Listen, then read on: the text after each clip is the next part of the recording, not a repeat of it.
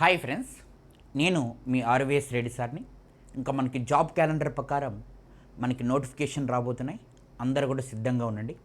అందులో భాగంగా మనం సో మన యొక్క కోర్ టీం మొత్తం కలిపి MK Reddy sir and Nagendra sir and Jose sir and RVS Reddy sir నేను అందరం కలిపి ఫిలిమ్స్ మెయిన్స్కి సంబంధించిన బుక్స్ అన్నీ కూడా మనము all state exams and UPSC, CDS and CF అన్ని ఈ యొక్క మనకి స్టేట్లో మనకి అంటే ఆల్ స్టేట్ అంటే అన్ని రాష్ట్రాలలో జరిగిన ఎగ్జామ్స్ని మరి ఆర్ఆర్బి సో ఎన్టీపీసీ ఇవన్నీ కూడా మనకి ఎగ్జామ్ ఓరియంటెడ్లో టాపిక్ వైజ్ అనేది ప్రీవియస్ క్వశ్చన్స్ అన్నీ కూడా గ్యాదర్ చేసి ఒక చోట పెట్టాం.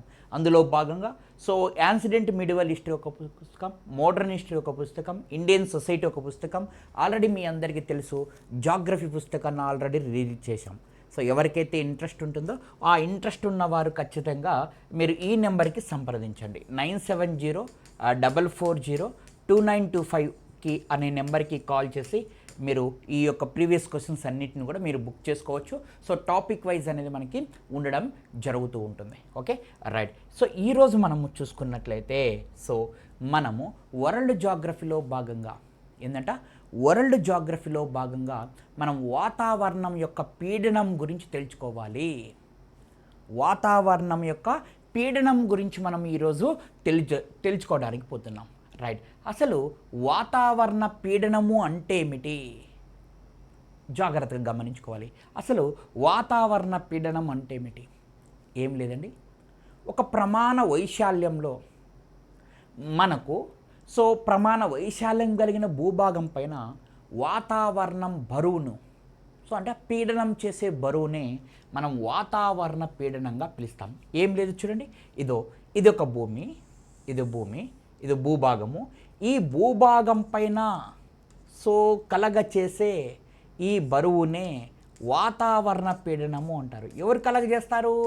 సో ఈ యొక్క మనకి గాలి అనేది మనకి కలగజేస్తుంది. అంటే ఒక ప్రమాణ వైశాల్యం కలిగిన భూభాగం పైన ప్రమాణ వైశాల్యం కలిగిన భూభాగం పైన వాతావరణం ఉండే బరువును అంటే ఆ గాలి చేసే ఫోర్స్ని మనం ఏమంటామంటే వాతావరణ పీడనము అంటాం. First point. దాదాపుగా ఈ వాతావరణ పీడనం అనేది సో ఎంత ఉంటుంది అంటే సో 56,000 కోట్ల టన్నులు బరువు ఉంటుంది. సో భూ వాతావరణం యొక్క బరువు ఎంత ఉంటుంది? 56,000 కోట్ల టన్నులు అనేటి మనకు బరువు ఉండడం జరుగుతుందని చెప్పేసి మనం మాట్లాడుకోవడం జరుగుతుంది. అయితే సో ఇంత బరువు ఉంటుంది, ఆ యొక్క భూ వాతావరణం ఇంత బరువు ఉంటుందని చెప్పిన వ్యక్తి ఎవరు అంటే ఆ గాలి బరువు, అంత గాలి బరువు ఉంటుంది ఈ భూ వాతావరణంలో అని చెప్పేసి చెప్పిన వ్యక్తి ఎవరయ్యా అంటే గెలీలియో. చూసుకోవాలి, గెలీలియో. క్లియర్గా. సో గెలీలియో అంటే ఇప్పుడు చూసుకోవాలి. ఇప్పుడు నెక్స్ట్ పాయింట్ చూసుకున్నట్లయితే మనకు బరువు ఎంత ఉంది? 56,000 టన్నుల యొక్క బరువు అనేది 56,000 కోట్ల టన్నులు అనేది సో మనకి బరువు అనేది ఉంది. భూ వాతావరణం గాలి బరువు ఎంత ఉంది అనేది చెప్పింది ఎవరంటే గెలీలియోగా మనం చెప్పుకోవడం జరుగుతుంది.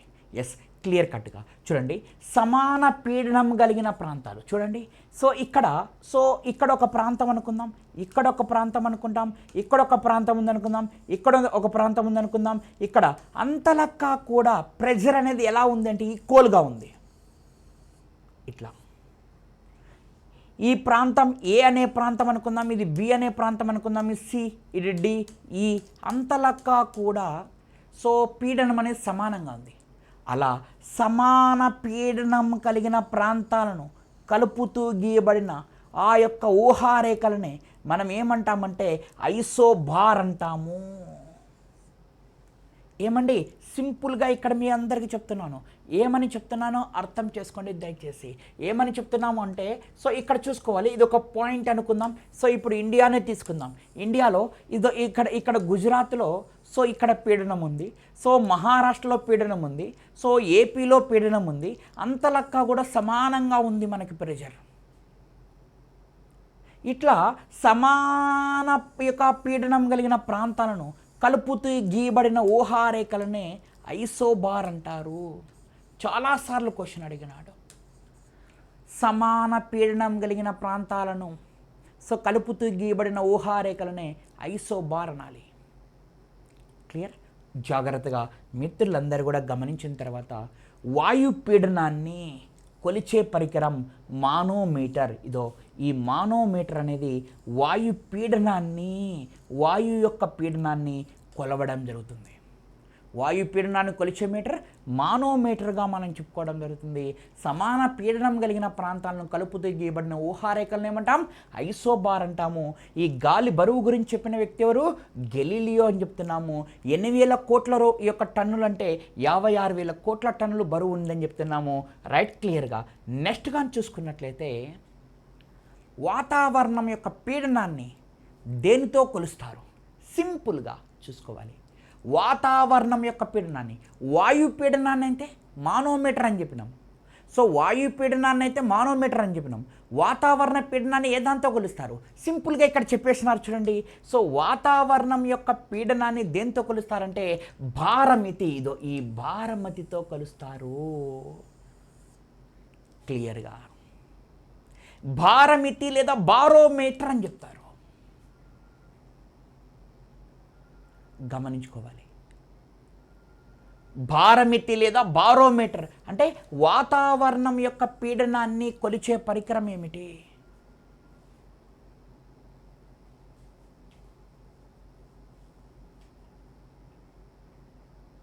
వాతావరణ పీడనాన్ని కొలిచే పరికరం భారమితి లేదా బారోమీటర్.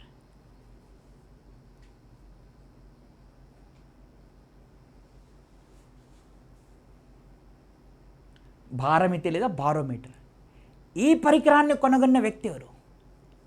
ఎవాంజీ లెస్టా టారసెల్లి, ఇటలీ దేశానికి సంబంధించిన వ్యక్తి. ఎవరండి?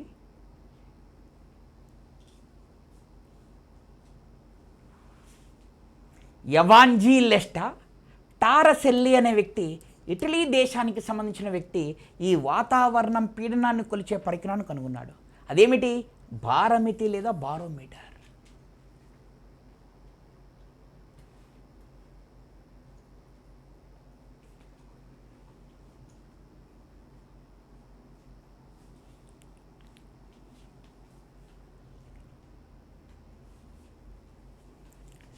క్లియర్గా ఎవాంజెలిస్టా టారసెల్లి, ఇటలీ దేశానికి సంబంధించిన వ్యక్తి.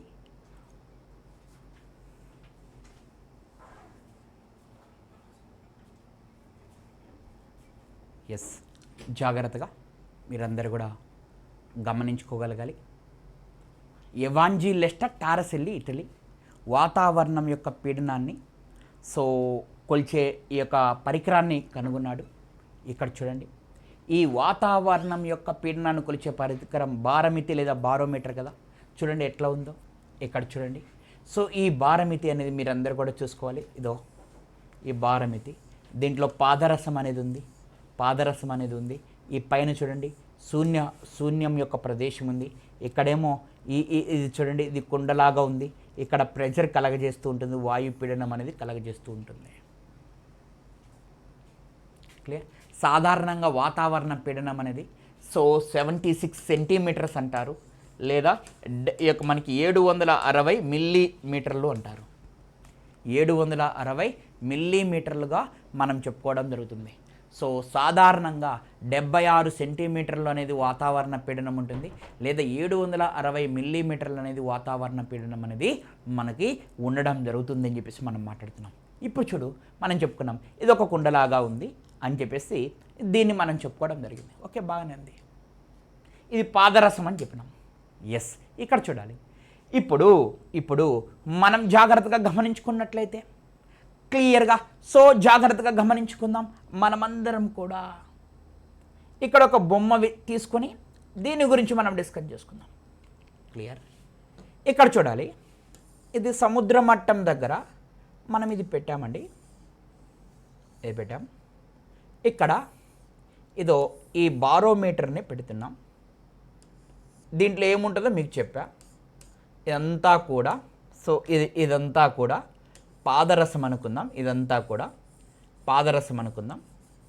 ఇదంతా కూడా ఏమిటి? పాదరసం అనేది పాదరసం. ఇటుకల్లా పాదరసం ఉంది, ఇట్లా ఉంది. ఎస్, చూడండి ఒక్కసారి, ఇది పాదరసం, సో ఇది బారమితి, రైట్. బారమితి అనేది ఇక్కడ, సో ఈ పరికరం అన్నమాట. ఇప్పుడు చూడాలి, ఇది మనము సముద్ర మట్టం దగ్గర పెట్టాము దీన్ని. ఇప్పుడు చూస్తే ఈ బారమితిలో ఉండే పాదరసం సడన్గా గమనించుకోవాలి, అకస్మాత్తుగా పడిపోయింది, కిందికి పడిపోయింది. ఇదంతా కూడా సడన్గా పడిపోయింది. అప్పుడు సో తుఫాను రాక గురించి చెబుతుంది. మోస్ట్ ఇంపార్టెంట్, బారమితిలో ఉండే పాదరసం కానీ సడన్గా పడిపోతే, సో సడన్గా పడిపోతే తుఫాను రాక గురించి చెప్తుంది.